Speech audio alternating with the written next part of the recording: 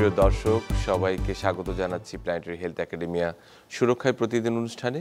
আপনাদের সঙ্গে রয়েছি আমি ডাক্তার অমিত হাসান।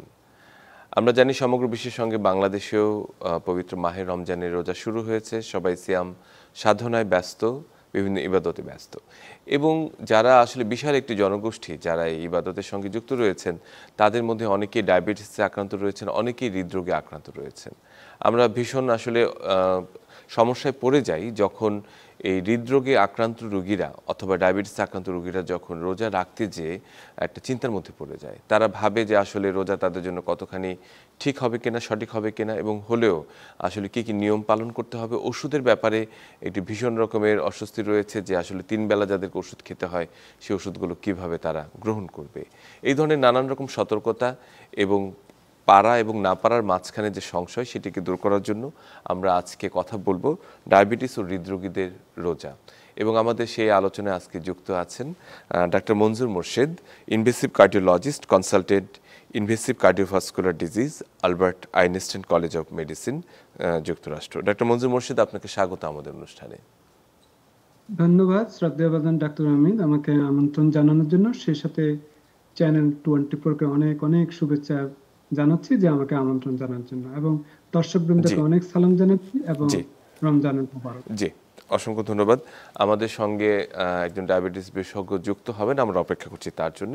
ডাক্তার মঞ্জুর, আমরা যে কথাটি বলছিলাম যে রমজানের শুরুতেই সবাই কিন্তু এক ধরনের প্রস্তুতি থাকে যে তার পুরো রমজানটি কিভাবে কাটাবে। এর মধ্যে যারা হৃদরোগে আক্রান্ত রয়েছেন অথবা যাদের ঝুঁকির মধ্যে রয়েছেন তাদের মধ্যে এক ধরনের আমি বলবো উদ্বেগ কাজ করে যে আসলে তারা রমজানটি পালন করতে পারবেন কিনা, কারা কারা করতে পারবেন। যাদের হার্টের দেখা যাচ্ছে রিং লাগানো রয়েছে বা স্টেন্ট করা রয়েছে, তাদেরকে নিয়মিত ওষুধ খেতে হয়, তারা করতে পারবেন কিনা। এই বিষয়গুলো নিয়ে আপনাদের কাছে সাধারণত রোগীরা কি কি প্রশ্ন নিয়ে আসে বা সমস্যা নিয়ে আসে সাধারণত? জি, খুবই সুন্দর প্রশ্ন। প্রথমত এখানে খুবই ব্যাপকভাবে প্রশ্নটা করা হয়েছে যে প্রত্যেকটা কেস ইন্ডিভিজুয়ালি দেখতে হয়। তবে মোটামুটি যতটুকু রিসার্চে আমি দেখেছি যে কারো যদি কার্ডিওভাস্কুলার ডিজিজ থাকে তাদের ক্ষেত্রে রোজা রাখতে কোনো অসুবিধা হওয়ার কথা নয়, বরং রোজা আপনাদেরকে আরো ভালোর দিকে নিয়ে যেতে পারে। এটি কেন বলছি? এই জন্য দেখেন, যে কোনো কার্ডিওভাস্কুলার ডিজিজ যখন হয়ে থাকে তখন আমাদের ডক্টর অমিত ভাই জানেন যে যে একটা সাপ্লাই এবং ডিমান্ডের একটা ভারসাম্য আমরা হারিয়ে ফেলি।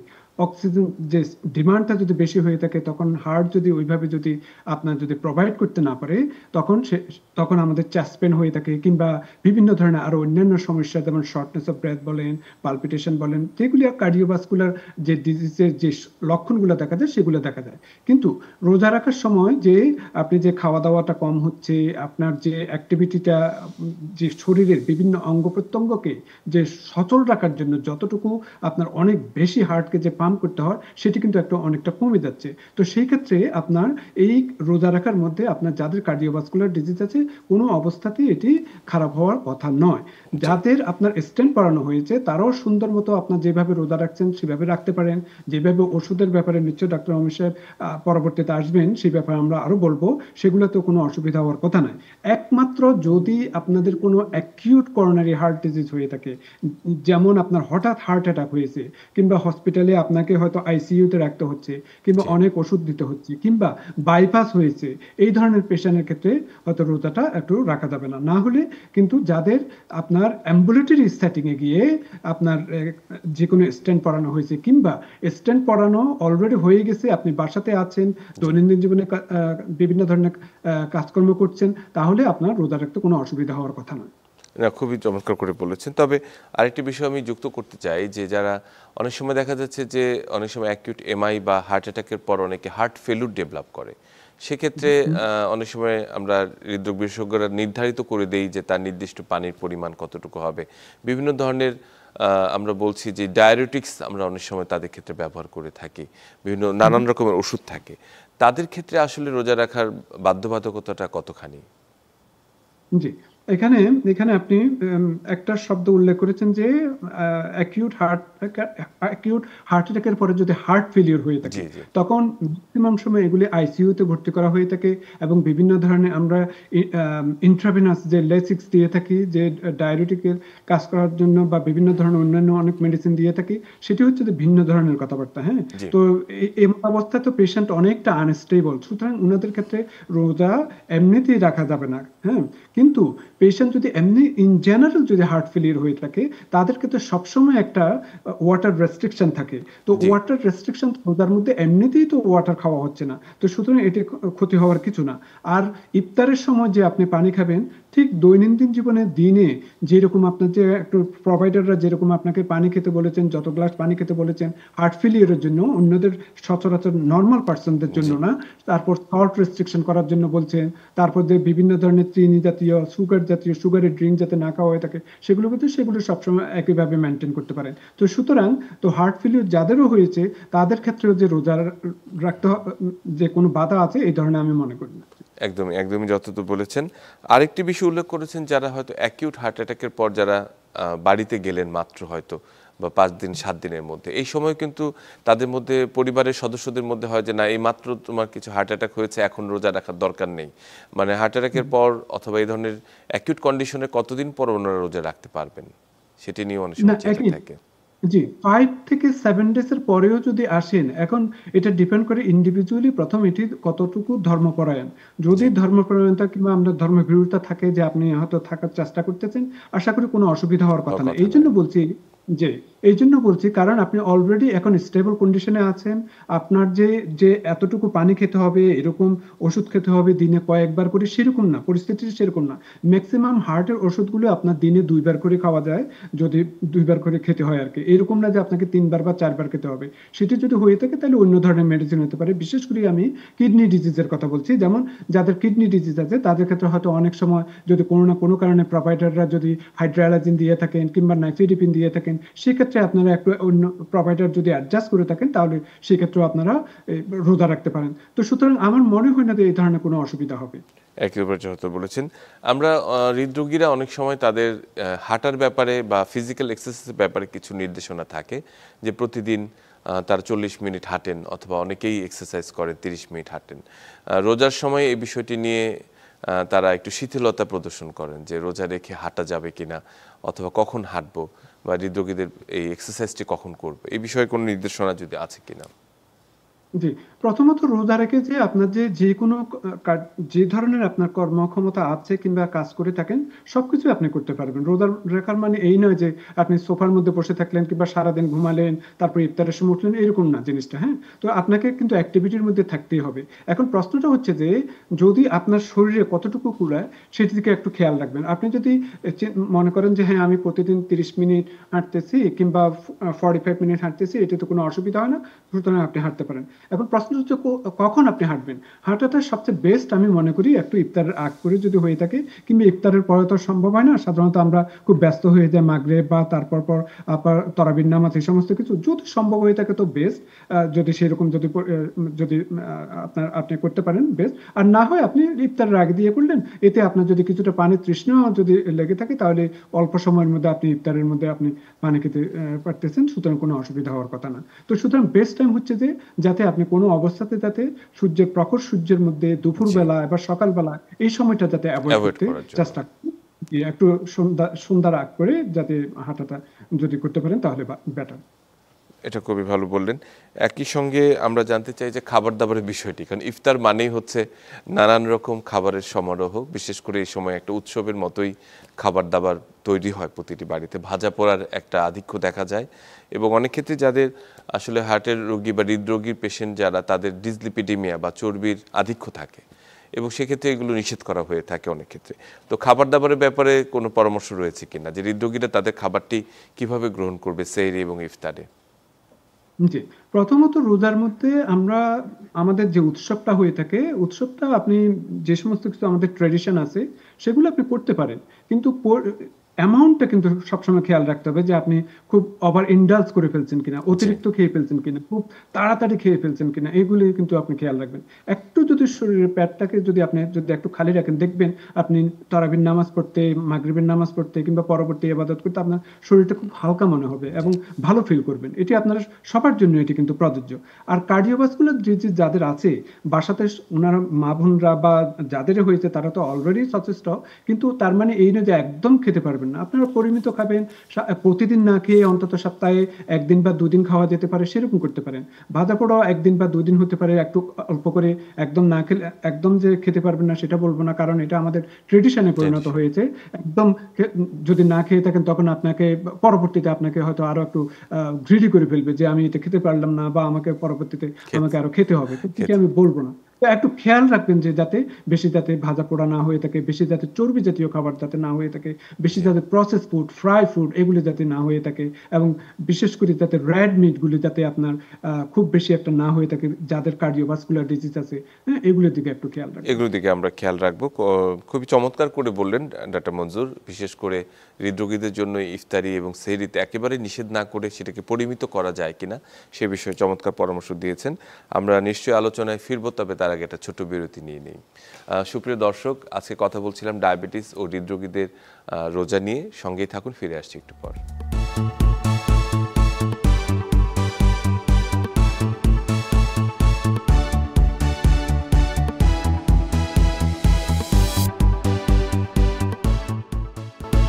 সুপ্রিয় দর্শক, সবাইকে আরেকবার স্বাগত জানাচ্ছি সুরক্ষার প্রতিদিন অনুষ্ঠানে।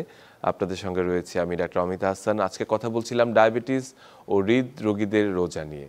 আমাদের সঙ্গে যুক্ত আছেন ডাক্তার মঞ্জুর মোর্শেদ যুক্তরাষ্ট্র থেকে। আমাদের সঙ্গে যুক্ত হয়েছেন অধ্যাপক ডাক্তার এ কে এম আমিনুল ইসলাম, অধ্যাপক ও বিভাগীয় প্রধান এন্ডোক্রাইনোলজি বিভাগ, স্যার সলিমুল্লাহ মেডিকেল কলেজ ও মিটফোর্ড হাসপাতাল, ঢাকা।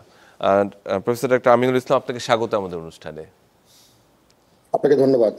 জি, আমরা সরাসরি আপনার কাছে আসি। আমরা এতক্ষণ ডক্টর মঞ্জুরের কাছে শুনছিলাম হৃদরোগীদের আসলে রোজায় সতর্কতা এবং করণীয় নিয়ে। ডায়াবেটিস একটি ভীষণ বিশাল পরিধির একটি রোগ, এবং আমরা জানি যে আমাদের জনসংখ্যার বিশাল একটি অংশ এতে আক্রান্ত। বিশেষ করে এই রোজা আসলেই তাদের মধ্যে এক ধরনের উদ্বেগ তৈরি হয় যে তারা রোজাটি রাখতে পারবেন কিনা, রোজা রাখলে ব্লাড সুগার কমে যাবে কিনা, ইফতারি খেয়ে ব্লাড সুগার বেড়ে যাবে কিনা, ইনসুলিন যারা নেন তাদের মধ্যে একটা ভীষণ ভয়ভীতি কাজ করে যে ইনসুলিনের ডোজ বেড়ে গেল কিনা, হাইপোগ্লাইসেমিয়া হয়ে যাবে কিনা। আপনার কাছে সব প্রশ্নের উত্তর জানতে চাই। প্রথমত, ডায়াবেটিক রোগীদের আসলে রোজার শুরুতে কি ধরনের সতর্কতা বা করণীয় রয়েছে, তারা কি ধরনের প্রস্তুতি নেবেন সেটি একটু যদি বলেন আমাদেরকে। হ্যাঁ, ধন্যবাদ আপনাকে। আসলে আপনি যেটি বলেছিলেন যে পূর্ব প্রস্তুতি, এটি আসলে আমাদের সমস্ত ডায়াবেটিস রোগীদের জন্য জরুরি। আপনি হয়তো জেনে থাকবেন যে আমাদের ধর্মীয় কিন্তু রাসূল সাল্লাল্লাহু আলাইহি ওয়াসাল্লাম বলেছেন যে রজব মাসকে বলেছেন যে রমজানের প্রস্তুতি মাস, অর্থাৎ রজব মাস কিন্তু রমজানের 2 মাস আগের মাস। তো কাজেই তখন রাসূল সাল্লাল্লাহু আলাইহি ওয়াসাল্লাম বলেছেন যে আমাদের মানসিক এবং শারীরিক প্রস্তুতি তখন থেকে শুরু করতে হবে। তো আমরাও তাই মনে করি যে আসলে সেই আলোকে আমাদের প্রস্তুতি কিন্তু 2-3 মাস আগে থেকে শুরু হওয়া দরকার। অন্তত রজব মাস থেকে আমাদের রোগীদের প্রস্তুতি শুরু করতে হবে, এই কারণে যে আমরা জানি যে আমাদের দেশে রোজা রাখার সংখ্যা কিন্তু পৃথিবীর মধ্যে সবচেয়ে বেশি। অর্থাৎ আমাদের দেশের মুসলিম ডায়াবেটিস রোগীদের প্রায় 90-91% মতো তারা রোজা রেখে থাকেন, যেটা কিন্তু সৌদি আরব বা অন্যান্য যে কোনো দেশের চেয়ে বেশি। তো আমাদের এদের মধ্যে কিন্তু অনেকে আছেন যারা কিন্তু ঝুঁকিপূর্ণ, অর্থাৎ যাদের জন্য রোজা রাখার ঝুঁকিপূর্ণ। তো তাদেরকে যদি আমরা ঝুঁকি থেকে কিছুটা কমিয়ে আনতে চাই জি, এবং তাদের যে রোজা রাখার যে আবেগ সেটা যদি আমরা সম্মান করতে চাই, তাহলে কিন্তু আমাদের জন্য পূর্ব প্রস্তুতিটা জরুরি। কারণ যদি আমরা আগে থেকে প্রস্তুতি রোগীদের সাথে যদি আমরা এই রোগ নিয়ে কথা বলি, তাদের জটিলতা নিয়ে কথা বলি, তাহলে কিন্তু অনেক রোগীকে আমরা উচ্চ জটিলতা থেকে বা উচ্চ ঝুঁকি থেকে আমরা কিন্তু নিম্ন ঝুঁকিতে নামিয়ে আনতে পারি। এই জন্য আসলে পূর্ব প্রস্তুতিটা খুব বেশি প্রয়োজন। জি, এটাই খুব গুরুত্বপূর্ণ। আমি ডাক্তার মঞ্জুর মোর্শেদ আপনার কাছে একটু আসি, যেহেতু কিছুটা আলোচনা আপনার সাথে হয়েছে। বিশেষ করে যারা রমজানে ওষুধ খান, হৃদরোগীদের জন্য একটি নির্দিষ্ট অনেক ধরনের ওষুধ রয়েছে, প্রতি বেলায় বেলায় ওষুধ রয়েছে। সে ওষুধের ক্ষেত্রে আসলে কতখানি সতর্কতা অবলম্বন করতে হবে? আমি একটি কথা যেটি উল্লেখ করতে চাই, যারা ইকুস্প্রিন জাতীয় ওষুধ খেয়ে থাকেন, দেখা যাচ্ছে সারাদিন ফাস্টিং থাকার পর অনেক সময় অ্যাসিডিটির প্রবলেমে অনেকে ভোগেন। এই বিষয়টিকে আসলে কিভাবে আমরা সমাধান করব? না, আপনি যে অ্যাসপিরিনের কথা বলছেন খুব সম্ভবত জি, সেটি আপনি ইফতারের পরে কিছু খাওয়ার পরে আপনি খেতে পারেন। এটি যে এমনি তো আমরা অ্যাসপিরিন তো অ্যাসপিরিন। সচরাচর আমি প্রোভাইড করে থাকি, বিশেষ করে সন্ধ্যাবেলা বা ইভিনিং এ।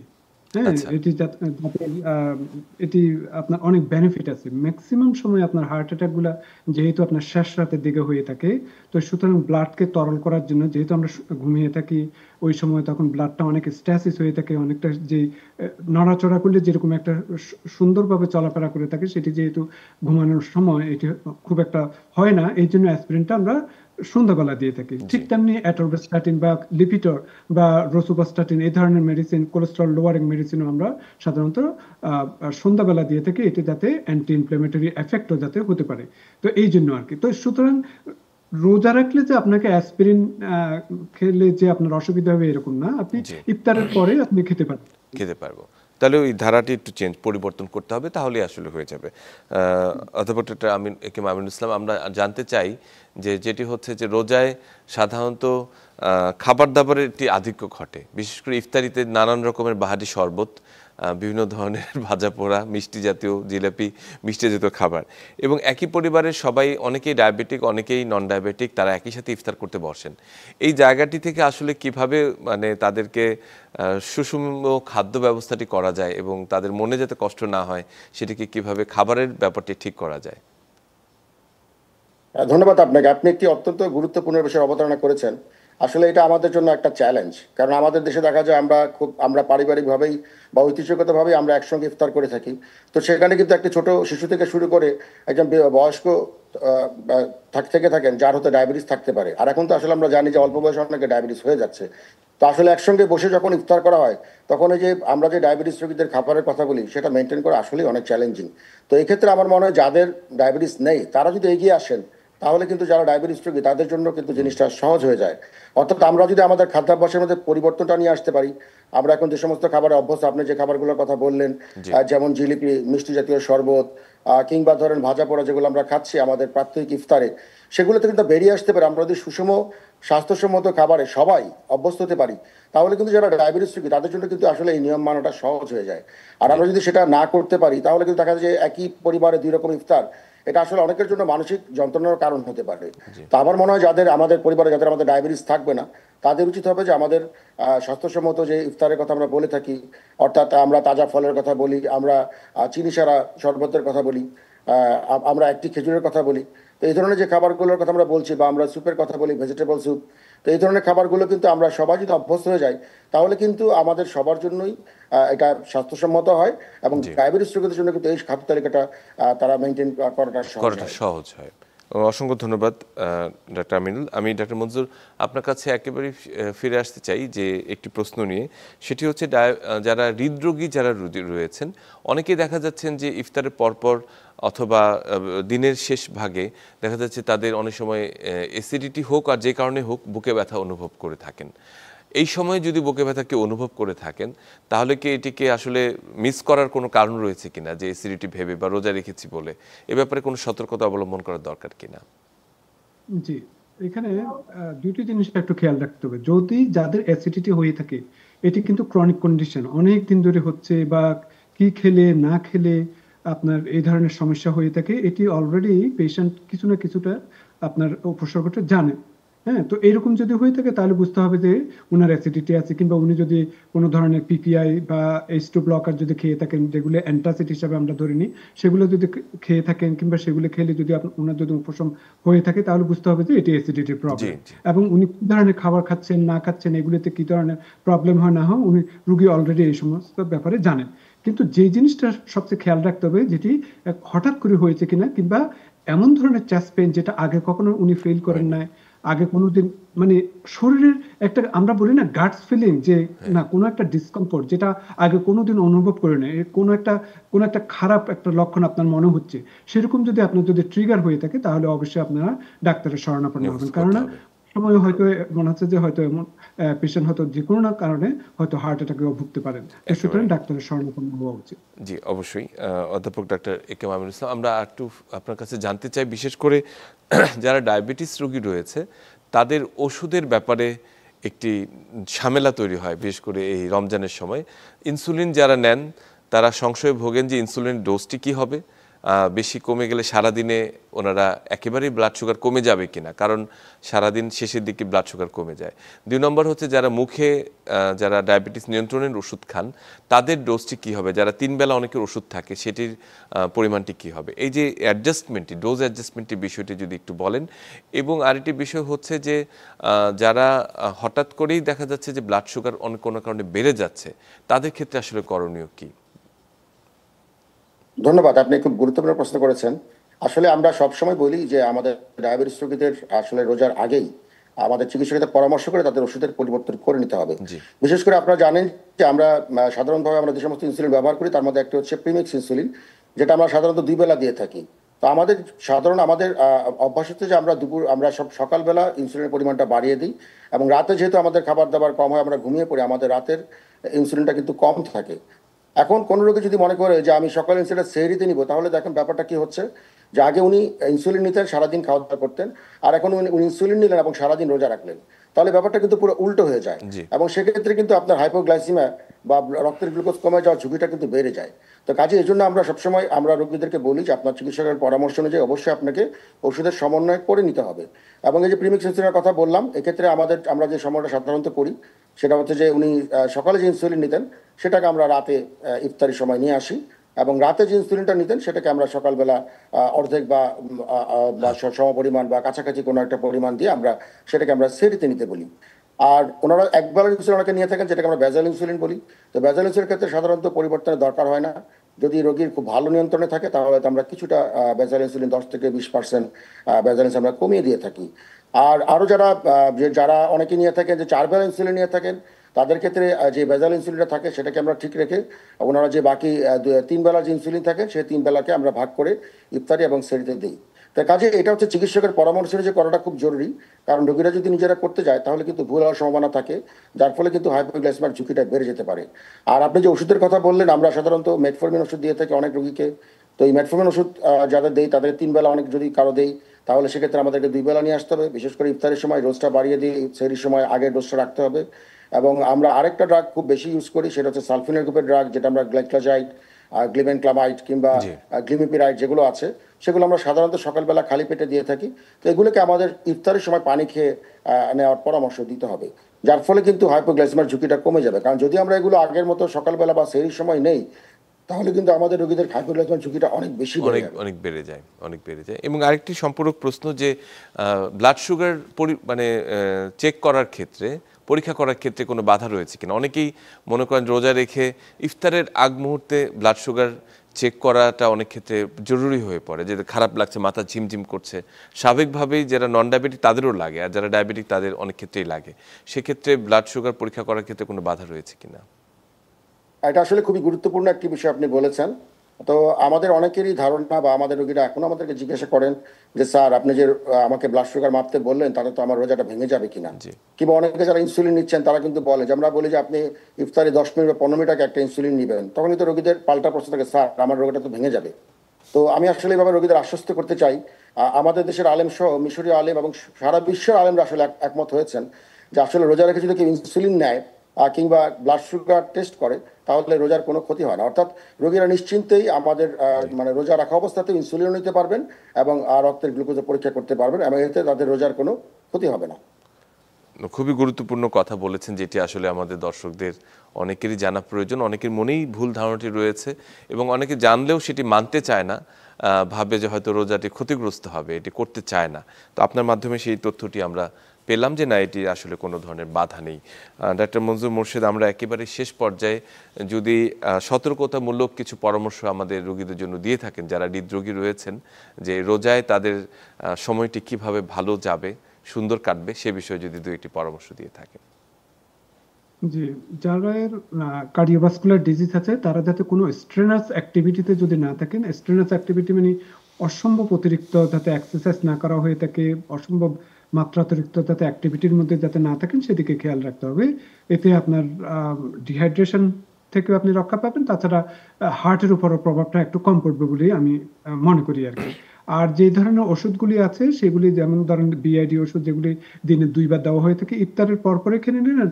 আরেকটি আর বাকি যে ওষুধটা 12 ঘন্টা হওয়ার কথা সেটি হয়তো প্লাস মাইনাস একটু 11 আওয়ার্স এর মধ্যে আপনি সেহরির সময় খেয়ে নিতে পারেন। 1 ঘন্টার ডিফারেন্সে খুব একটা বেশি প্রভাব ফেলার কথা না।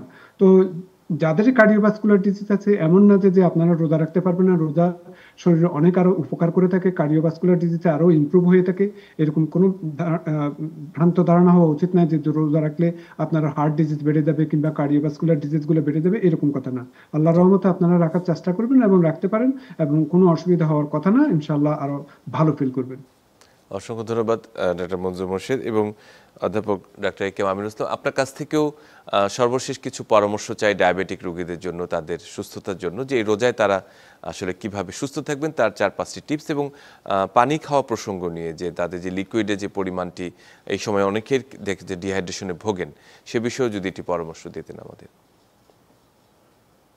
আসলে আপনি যেটা বলছিলেন যে হৃদরোগীদের ক্ষেত্রে আমরা যেটা বলি, আমাদের যে IDF-DR যে গাইডলাইন, সেখানে কিন্তু বলা হয়েছে যারা আনস্টেবল, যাদের হৃদরোগ থাকে তাদের ক্ষেত্রে কিন্তু বলা হচ্ছে যে তারা উচ্চ ঝুঁকির মধ্যে থাকে এবং তাদের ক্ষেত্রে আসলে রোজা না রাখাটাই আমরা পরামর্শ দিয়ে থাকি। তবে ওই যে বললাম যে আমাদের পরামর্শ অনেক ক্ষেত্রে রোগীরা শুনতে চান না, তো তাদের ক্ষেত্রে হচ্ছে যে আমাদের ঝুঁকি কমানোর জন্য আমাদের তাদের যে পরামর্শগুলো দেওয়া দরকার সেগুলো আমরা অবশ্যই তাদেরকে দিব। এবং আমরা জীবন আচরণ যে পদ্ধতির পরিবর্তনগুলো আসে সেগুলোকে আসলে আমরা পজিটিভলি নিব। আমাদের আগের হৃদয় বিশেষজ্ঞ যিনি বলছিলেন আসলে রোজার অনেক উপকারিতা আছে, তবে সেই উপকারিতাগুলো আমরা তখনই পাবো যখন কিন্তু আমরা আমাদের স্বাস্থ্যসম্মত জীবনযাপন পদ্ধতিটাকে আমরা অবলম্বন করব। তো কাজে আমাদের খাবার দাবারের মধ্যে সুষম খাদ্যের ব্যবহার নিশ্চিত করতে হবে। আমাদের যাদের ওজন বেশি তারা চাইলে আমরা হাঁটতে পারি, তবে সেটা অবশ্যই ইফতারির পরে হতে হবে বা তারাবির নামাজের পরে হতে হবে। এবং আমরা একটা জিনিস খেয়াল করবো, আমরা যারা তারাবির নামাজ পড়ি তাদের যে তারাবির নামাজের যে সময়টা সেটা কিন্তু আমরা প্রাত্যহিক যে ব্যায়াম করে থাকি সেটার মধ্যে কিন্তু অন্তর্ভুক্ত হয়ে যাবে।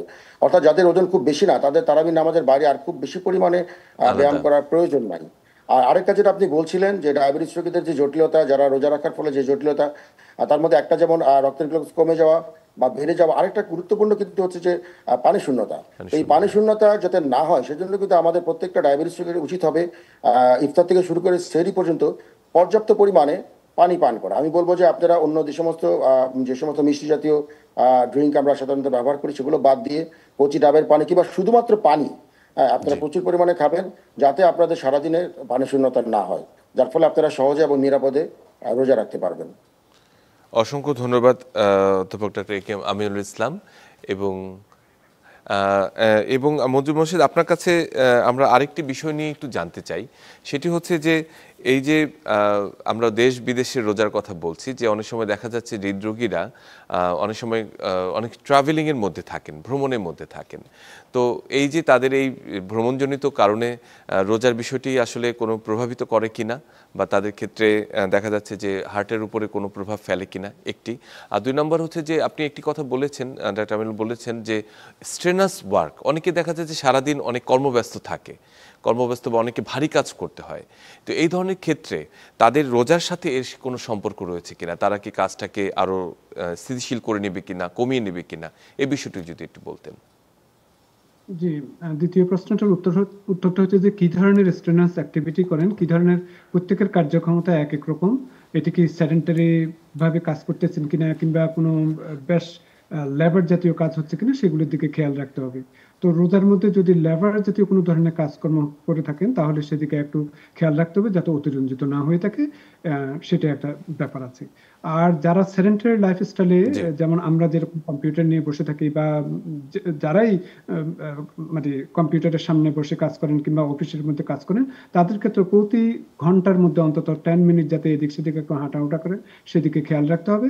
এবং ভাই ডক্টর আমিন যেরকম বলেছেন যে যে এক্সারসাইজের ব্যাপারে, তারাবির নামাজের ব্যাপারে, সেটাও একটি পার্ট অফ এক্সারসাইজ, তো সেটিও করা যেতে পারে। আর প্রথম যে প্রশ্নটা বলেছেন ট্রাভেলের সময় যে কার্ডিওভাস্কুলার ডিজিজের উপর কোনো প্রভাব পড়বে কিনা, অ্যাগেন এটি ডিপেন্ড করে কতটুকু ট্রাভেল করছেন না করছেন কিরকম। এটি সাধারণত যদি লং ড্রাইভে গিয়ে থাকেন প্রতি 3 ঘন্টা অন্তর অন্তর একটু আপনার স্ট্রেস করা বেটার, যাতে কোনো ধরনের আপনার পায়ে যাতে রক্ত সঞ্চালনটা খুব ভালো হয়ে থাকে, যাতে কোনো ডিবিটি, ডিপ ভিনাস থ্রম্বোসিস যাতে না হয়ে থাকে সেদিকে খেয়াল রাখার জন্য। কিংবা যদি ফ্লাইটের মধ্যেও যদি থাকেন তখন একটু এদিক এদিক সেদিক যাতে একটু হাঁটাহুটা করা যেতে পারে কিনা সেদিকে একটু খেয়াল রাখা যেতে পারে। আর রোজার ব্যাপারে বিশেষ করে ট্রাভেলের ব্যাপারে ডক্টর আমার সাথে মনে হয় একমত হবেন যে ট্রাভেলের ব্যাপারে তো আমাদেরকে রোজা না রাখার জন্য বলেছেন, অনেকে যারা বিশেষ করে ধর্মভীরু তারা রোজা রেখেছেন। কারণ আমি যখন ট্রাভেল করি আমি তারপরেও রোজা রাখতাম। ফ্লাইটের মধ্যে সবসময় ওনারা বলেন কখন ইফতার হবে, কখন সেহরি খেতে হবে, সবকিছু ওনারা বলে থাকেন। তো সেটি এক একজনের ইন্ডিভিজুয়াল চয়েস। তো সুতরাং যদি আপনার যদি কোনো ধরনের ডিসকমফোর্ট না হয়ে থাকে তাহলে আপনি রাখতে পারেন, আর না হলে এটি পরবর্তীতে আপনাকে এটা পুরাই দিতে হবে। জি, ডক্টর আমিনুল, আমরা আপনার কাছে একটু ফিরে আসি। যেটি বললাম যে একটি গুরুত্বপূর্ণ জটিলতা হচ্ছে রোজার সময়, বিশেষ করে ডায়াবেটিক রোগীদের ক্ষেত্রে, যে তাদের ব্লাড সুগার কমে যাওয়া বা হাইপোগ্লাইসেমিয়া হয়ে যাওয়া। আমি হাইপোগ্লাইসেমিয়ার যদি লক্ষণগুলো একটু জানতে চাই, বিশেষ করে যারা রোজাদার রয়েছেন, যে কখন তারা বুঝবেন যে তারা হাইপোগ্লাইসেমিয়াতে ভুগছেন এবং সেই মুহূর্তে তাদের ইমিডিয়েট করণীয় কি? এটি একটি লাইফ সেভিং বিষয়, যদি এই বিষয়ে একটু কিছু বলতেন। আপনি ঠিকই বলেছেন, বিশেষ করে যারা উচ্চ ঝুঁকির রোগী তাদের কিন্তু হাইপোগ্লাইসেমিয়ার চান্সটা খুব বেশি থাকে। তো আমাদের সাধারণ যারা ডায়াবেটিস রোগী তারা সবাই সাধারণত হাইপোগ্লাইসেমিয়ার যে লক্ষণ তারা সাধারণত জানেন, তারাই আমাদেরকে বলেন, স্যার আমার বুক ধরফর করছিল, আমার হাত পা কাঁপছিল, আমার প্রচন্ড ক্ষুধা লাগছিল, আমার শরীর দুর্বল লাগছিল, মাথা ঝিমঝিম করছিল, আমি কাজ করতে পারছিলাম না, আমার অজ্ঞান অবস্থা লাগছিল। তো এই যে এগুলোর কথা বললাম, এগুলা কিন্তু আসলে হাইপোগ্লাইসেমিয়ার লক্ষণ। তো কারো মাঝে যদি আমাদের এরকম রোজা রাখা অবস্থায় এ ধরনের লক্ষণ দেখা দেয়, তবে তার উচিত হবে অতি সত্বর রক্তের গ্লুকোজের মাত্রাটা পরীক্ষা করা, এবং যদি সেটা 4-এর নিচে হয় তাহলে তৎক্ষণাৎ রোজা ভেঙে ফেলা এবং পরবর্তীতে কাজা আদায় করা। আমরা সবাই জানি, কিন্তু সেটা মানতে চাই না। আমাদের কিন্তু ধর্মে রোজা না রাখার বিধান, যেটা আমাদের মঞ্জুর স্যার বলছিলেন, যে রোজা না রাখার বিধান কিন্তু আমার ধর্মে দেয়া আছে, যে সুযোগ কিন্তু আমরা চাইলেই নিতে পারি, এবং এই সমস্ত ঝুঁকির ক্ষেত্রে অবশ্যই সেটা নেওয়া উচিত এবং পরবর্তীতে কাজা আদায় করা উচিত। কিন্তু দেখা যাচ্ছে অনেক রোগীর ক্ষেত্রেই আমরা দেখতে পাই যে তারা রোজা রাখার ব্যাপারে অনড় থাকেন, যেটা তাদের হয়তো মারাত্মক রকমের জটিলতা তৈরি করতে পারে। কাজে আমার সমস্ত ডায়াবেটিস রোগীদের প্রতি, যারা রোজা রাখেন তাদের প্রতি আহ্বান থাকবে, যদি আপনার হাইপোগ্লাইসেমিয়ার কোনো লক্ষণ, যেগুলোর কথা আমরা বললাম, আপনারা সবাই জানেন যেটাকে আপনারা নীল হওয়া বলে থাকেন, সেরকম যদি কোনো ধরনের লক্ষণ থাকে তাহলে অবশ্যই আপনার রক্তের গ্লুকোজ পরীক্ষা করবেন, এবং 4-এর নিচে নামলে আপনার রোজাটা ভেঙে ফেলবেন। এমনকি যদি আপনারা রক্তের গ্লুকোজের মাত্রাটা একটু কম পান, যে হাইপো এখনো হয়নি কিন্তু 5-এর নিচে আছে, তাহলে আপনাদের উচিত হবে যে প্রতি ঘন্টায় ঘন্টায় রক্তের গ্লুকোজটা পরীক্ষা করে দেখা যে সেটা 4-এর নিচে নেমে গেল কিনা। এবং 4-এর নিচে নেমে গেলে কিন্তু আপনাকে অবশ্যই রোজাটি ভেঙে ফেলতে হবে এবং পরবর্তীতে কাজা আদায় করতে হবে। তো কাজে আমাদের ধর্মে যেই সুযোগটা আমাদের দিয়েছে, আমাদের নিজের স্বার্থের জন্য বা নিজের স্বাস্থ্য সুরক্ষার জন্য কিন্তু আমাদের সেই সুযোগটি নেওয়া উচিত। এবং এতে কিন্তু আমরা যেমন নিজেরা স্বাস্থ্যগতভাবে আমরা উপকৃত হব এবং ধর্মীয়ভাবে কিন্তু আমরা ক্ষতিগ্রস্ত হচ্ছি না। তো কাজে আমি সবাইকে বলবো আপনারা অবশ্যই এটা খেয়াল রাখবেন, এবং যদি হাইপোগ্লাইসেমিয়া হয়ে যায় বা রক্তের গ্লুকোজ 4-এর নিচে নেমে যায়, অবশ্যই রোজা ভেঙে ফেলবেন এবং পরবর্তীতে কাজ আদায় করবেন। একদম, খুবই চমৎকার পরামর্শ দিয়েছেন আপনি এই বিষয়ে। ডক্টর মঞ্জুর বোধহয় কিছু যোগ করতে চাচ্ছেন। আমি ডক্টর নুরহক ভাইয়ের সাথে আরেকটু অ্যাড করতে চাই আপনার সাথে। আমাদের এখানে বিশেষ করে আমার আব্বার বেলা দেখলাম যে এরকম একবার প্রায় 2 ঘন্টা, ইফতার করার 2 ঘন্টার আগে উনি হাইপোগ্লাইসেমিয়া হয়ে গেছেন, এবং ওনাকে অ্যাম্বুলেন্সে কল করে যখন হসপিটালে নিলেন তখন ওনাদেরকে যে ধরনের ট্রিটমেন্ট দেওয়া হয়ে থাকে, যেমন আপনার ডেক্সট্রোজ কিংবা আইভি ফ্লুইড এগুলো দেওয়া হয়ে থাকে, এরপরে উনি রোজা রেখেছেন। তো আমার মনে হয় ডক্টর আমিন আমার সাথে একমত হবেন, যদি হসপিটাল সেটিংয়ে যদি এই ধরনের ওষুধও যদি এই ধরনের যদি কিছু দেওয়া হয়ে থাকে তারপরেও ওনাদের রোজা হয়ে যাবে ইনশাল্লাহ। আমার মনে হয় আপনি একমত এই ব্যাপারে, যে কোনো ধরনের রোজা। আচ্ছা, সেটি আসলে হতে পারে। আমরা একেবারে শেষ পর্যায়ে আমি ডক্টর মঞ্জুর আপনার কাছে যেটি জানতে চাই, যে রোজার সময়ে হৃদরোগীদের কোনো ধরনের পরীক্ষা নিরীক্ষা বা কোনো ইভ্যালুয়েশনের প্রয়োজন রয়েছে কিনা, তারা কি রুটিন কোনো চেক আপে যাবেন কিনা বা রোজার শুরুতে? না, যদি আপনার সাধারণত হৃদরোগীদের ক্ষেত্রে একটা নির্দিষ্ট ইন্টারভ্যালে ওদেরকে যে দেখাশোনা করতে হয় বা পরীক্ষা করতে হয়, এগুলোতে সচরাচর ঠিক আছে। কিন্তু রোজার আগ মুহূর্তে যে করতে হবে এরকম কোনো কিছু বিধান নেই। এভরি 3 মান্থ যদি স্টেবল পেশেন্ট হয়ে থাকে, বা 3 মান্থ বা 6 মান্থ, যেভাবে অ্যাপয়েন্টমেন্ট গুলো দেওয়া হয়ে থাকে সেভাবে করলে যথেষ্ট হবে। যদি কোনো ধরনের যদি ডিসকমফোর্ট হয়ে থাকে, চেস্টের ডিসকমফোর্ট হয়ে থাকে বা অন্য কোনো ডিসকমফোর্ট হয়ে থাকে, তাহলে আপনার যে কোনো সময় কার্ডিওলজিস্টের সাথে আলাপ করতে পারেন যদি কার্ডিওভাস্কুলার ডিজিজ থেকে থাকে। না হলে একদম নিতান্ত যদি সিভিয়ার চেস্ট পেইন না হয়ে থাকে কিংবা স্টেবল চেস্ট পেইন বা এই ধরনের কোনো কিছু যদি না হয়ে থাকে তাহলে দরকার নেই। অসংখ্য ধন্যবাদ ডক্টর মঞ্জুর মোর্শেদ, এবং অসংখ্য ধন্যবাদ অধ্যাপক doctor A K M Aminul Islam আমাদের সঙ্গে এতক্ষণ যুক্ত থাকার জন্য এবং রোজা সম্পর্কেও আপনাদের নিজস্ব কিছু পরামর্শ আমাদের রোগীদের দেওয়ার জন্য। সুপ্রিয় দর্শক, আমরা একেবারে শেষ পর্যায়ে আজকের এই ভীষণ গুরুত্বপূর্ণ আলোচনা, বিশেষ করে ডায়াবেটিস এবং হৃদরোগ, দুটি নন কমিউনিকেবল ডিজিজ, যেটি আসলে একটি বিশাল জনগোষ্ঠী যেটা আক্রান্ত, এবং তাদের মধ্যে সবাই অনেকেই রোজা বা সিয়াম সাধনায় আসলে রাখতে আগ্রহী চায়। তাদের ক্ষেত্রে আসলে কি করণীয়, কি করা যাবে সে প্রসঙ্গে আমাদের আলোচকরা কথা বলেছেন। গুরুত্বপূর্ণ যে কথাটি বেরিয়ে এসেছে সেটি হচ্ছে যে কখনো যদি এরকম হয় যে আপনার ব্লাড সুগার নির্দিষ্ট মাত্রার নিচে কমে যায়, তাহলে আসলে সেক্ষেত্রে আপনি রোজাটি ভেঙে ফেলে সেটি পরবর্তীতে করে নিতে পারেন। এবং একই সঙ্গে হৃদরোগীদের ক্ষেত্রে যে পরামর্শটা রয়েছে, বিশেষ করে খাবার দাবারের ক্ষেত্রে, যে পরিমিত পরিমাণ খাবারটি গ্রহণ করলে আপনারা সুষ্ঠুভাবে এই মাসটি রোজা পালন করতে পারবেন। সবাইকে অসংখ্য ধন্যবাদ, এবং এই পুরো সিয়াম সাধনা করার জন্য সবার জন্য রইল শুভকামনা। ভালো থাকবেন।